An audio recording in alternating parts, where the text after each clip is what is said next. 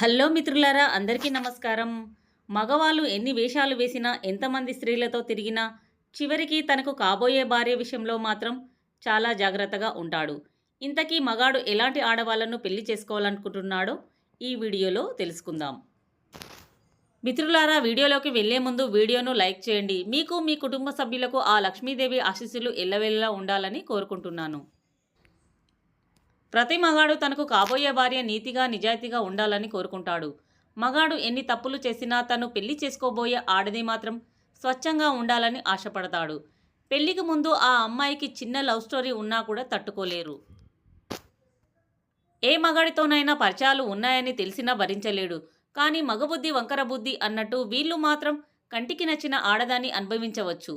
ఆడది కాస్త అందంగా ఉంటే పాపం తనని ఎప్పుడు తన వశం చేసుకోవాలని ఆతృతతో ఉంటారు.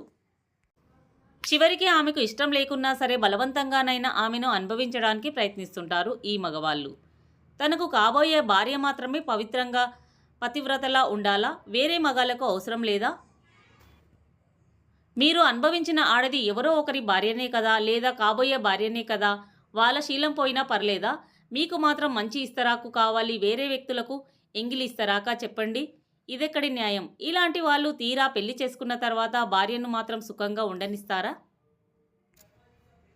ఎప్పుడూ ఏదో రకంగా హింసిస్తూనే ఉంటారు. ఎప్పుడూ అనుమానమే, ఎవరితో మాట్లాడినా అబండాలే. చివరికి ఇరుగు పొరుగు వారితో మాట్లాడినా కూడా రంకు అంటగడుతూ ఉంటారు. ఎందుకంటే ఆ పాడు అలవాట్లు వీళ్లకు ఉంటాయి కదా. కాబట్టి భార్యలను కూడా అదే దృష్టితో చూస్తూ ఉంటారు. కాబట్టి మగవాళ్ళ బుద్ధి మార్చండి. ఎవరైనా స్వచ్ఛమైన భార్యనే ఇష్టపడతారు. చెడిపోయిన ఆడదాన్ని ఎంత అందంగా ఉన్నా ఎవరూ ఇష్టపడరు. కాబట్టి ఆడదాన్ని గౌరవించండి, అంతే తప్ప అనుభవించాలని చూడకండి. మీరు చేసేది ఒకటి, కోరేది మరొకటి అయితే ఈ జన్మకి మీ కోరిక తీరదు.